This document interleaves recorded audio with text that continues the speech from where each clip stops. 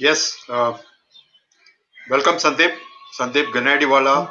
He is the managing partner, Redseer Consulting, focused on emerging markets, market assessment, commercial due diligence, pre-deal, post-deal support, and for the new age verticals.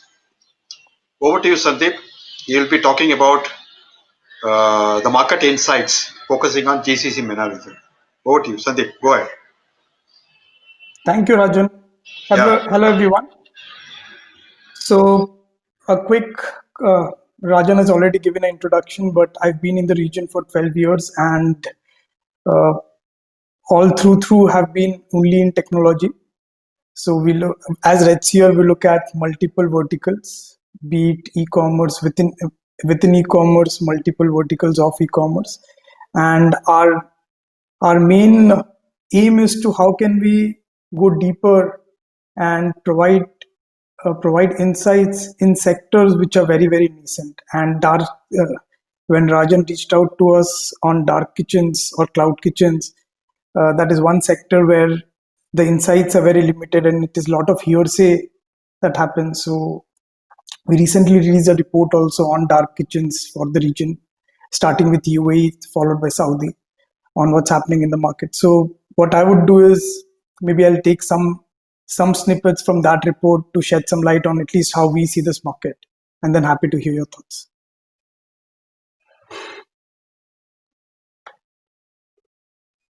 Just give me a second.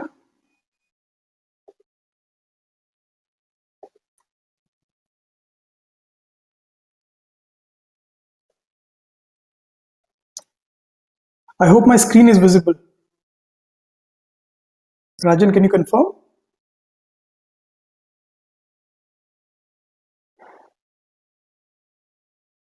That's clear. Yeah, okay. Clear, visible, clear. Fine. Okay.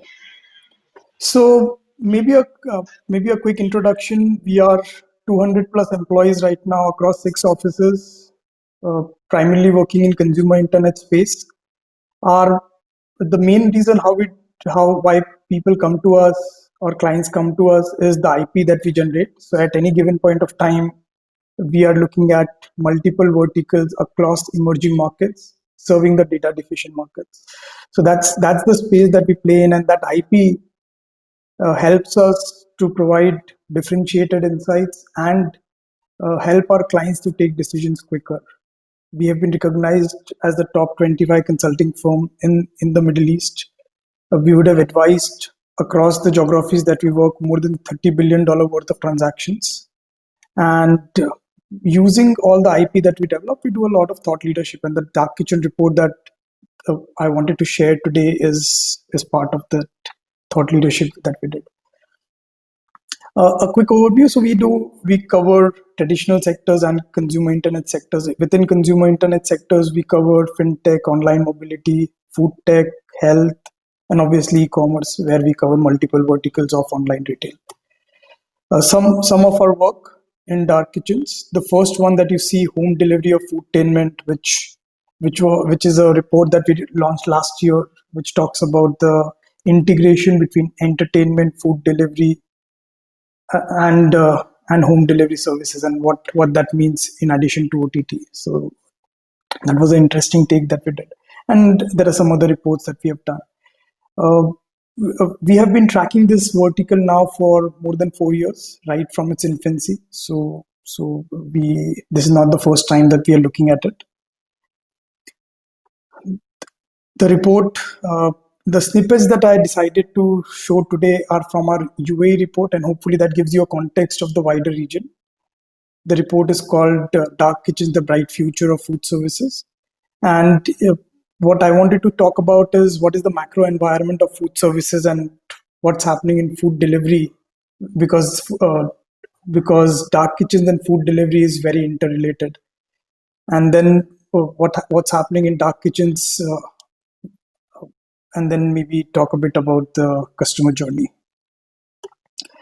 So without further ado, let me just give you a sense on the UAE market. UAE, if you look at the funnel right now, the internet funnel, as we call it, there are 9.7 million people in UAE, which have access to internet. Almost everyone has access to social media channels. Of that, almost 6.8 million, so almost 70% of the people have shopped online already, and half of them have already been buying on the food delivery platform. So the food delivery penetration in the market is not insignificant. There is already 30% of the consumers have purchased an online food delivery order at some stage in the last 12 months. And that shows you that on one hand that there is significant penetration already. On another hand, there might still be room for further people to come in. The second thing I wanted to talk of is where does dark kitchen fit in? And this is pre-COVID. So after COVID, the scenario has changed slightly more, but still the structure would not change that much. If you compare it, UAE is around a $400 billion economy, while food and beverage market is around 35 billion. Of that, the food service market, which is the restaurant business, is around 15 billion, 44% of the overall food and beverage market. Of that, the online bit is only 8%.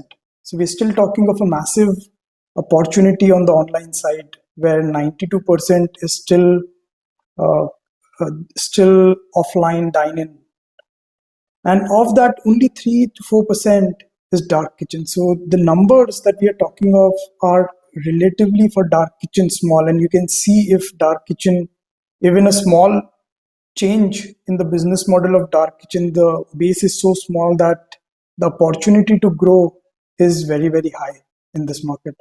Although one of the so we do think that it's not for everyone, but it is a very small market in the bigger scheme of things and growing at a very fast rate.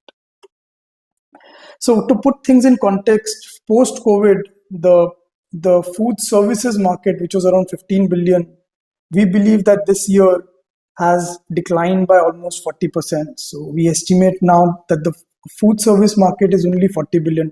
And that is, I mean, we have all gone through in UAE. People who live in UAE or at least in other parts of the world know that dining suffered significantly, and that is reflected here, 40% decline in the overall market of food services.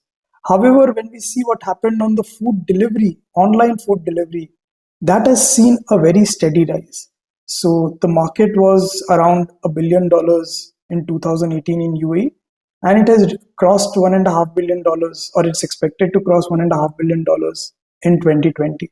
So it shows that although the overall food service market has declined, food delivery has increased and ramped up significantly, and that the reason for that is, if you see this is a graph. When we ask customers why do they want, what is important for them while buying food, variety was one of the most important things. Consumers are really in this part of the world looking for variety, looking for a taste, looking for value for money, while restaurant brand comes up relatively late as a third criteria. If I look at the three phases, where the first three are food variety, value for money, taste of food, followed by proximity and service, and then it's about ambience and restaurant brand. So restaurants are looking for more differentiated experiences, and I believe that dark kitchen enables restaurants to test services quickly, test products quickly, take them to market quickly, and hence I think we are seeing the growth and the hype, maybe to some extent hype in the market on dark kitchens. If you look at the recovery, so this is a recovery curve from assuming January to be the base of all three. The blue line is the restaurant's dine-in business. The dark orange line is the restaurant's business, online restaurant business.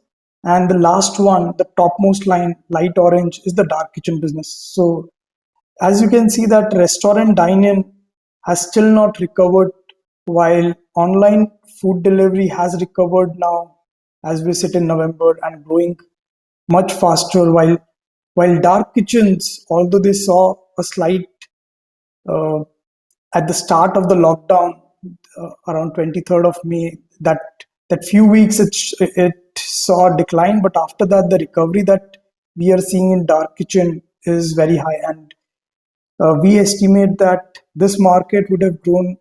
This market has already doubled compared to what it was last year. So, a significant growth in dark kitchen market already. But as I said earlier, it's still very small, still very nascent. But we are seeing a lot of players that have entered the market.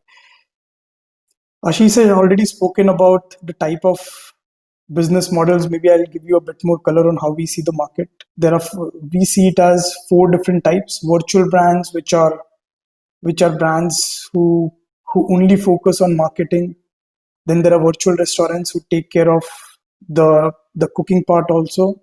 Then there are satellite kitchens, which are the most popular ones, and within that there is a sub component, kitchen as a service, which Ashish has already spoken about. And the last one, which there are few examples, and at least here we have a very successful example in terms of Crush brand, is the integrated player, where they are doing everything from offline to online.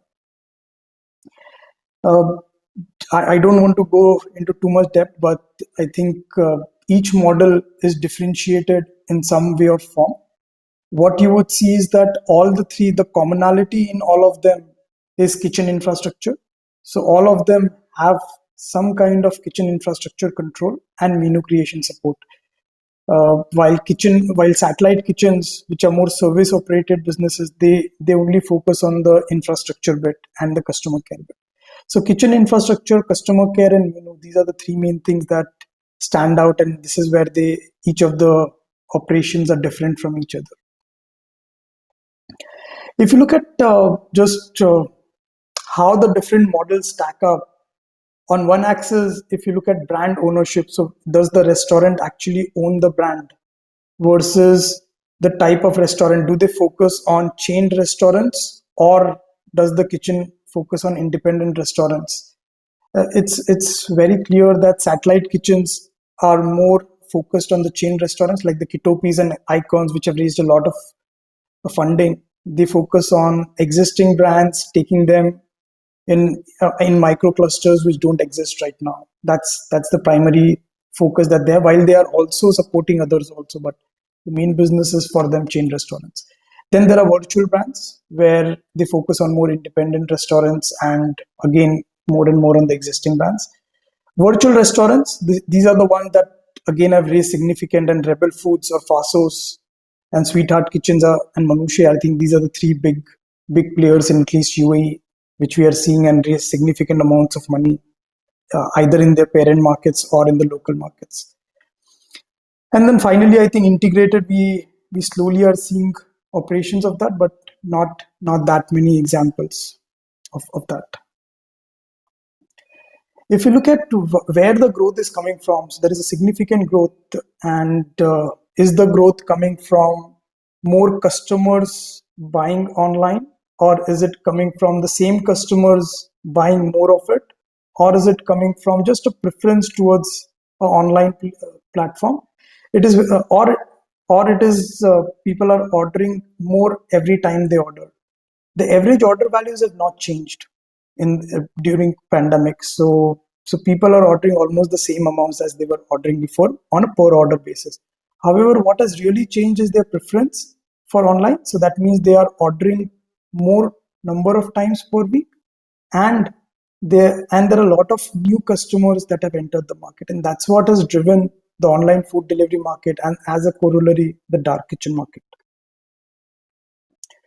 The last thing I wanted to leave you with is we believe that focusing on customers is one of the most critical things in any business, right? And what do the customers really want? 71%. So when we ask customers what do they care about, how do they actually order, 71% of the customers said that they don't try new. They tend to order from the restaurant that they've tried before. So once you latch on to a customer, once you acquire a customer, building that customer loyalty, which earlier also I think Ashish spoke about, that is very critical. The 71% of the customers have been saying that they're sticking to what they've been buying. 42% are open to buying new restaurants. So I think that's the bit that dark kitchens can play on, to new, especially new brands that are coming in, to get these people who are open to it and gain the scale. However, hygiene is important. So 41% of the people did say that at some stage during the pandemic they've reduced online ordering, and it's lower than what they were doing before. And finally, uh, almost 40%, equal number of people said that they have been ordering from restaurants because they get sometimes better deals from the restaurants. So pricing will continue, given where the economic environment is at this point of time. Pricing would be an important component for them, and hence I think while customer experience is important, there would be value. Customers would be looking for value also at the same time. So hopefully that gives you a sense on a quick overview on where the market is. This is a short summary, but I think we've already spoken about it.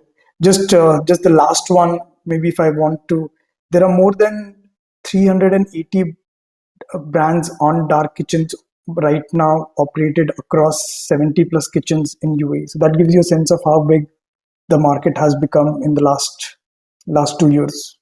While 2 years ago, when we did the study, there were, I think, around eight dark kitchen operations. So the scale that we have seen growth is phenomenal in UAE. Ranjan, over to you. Rajan, over to you.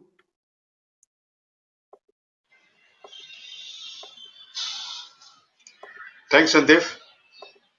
I think you have a great market insights.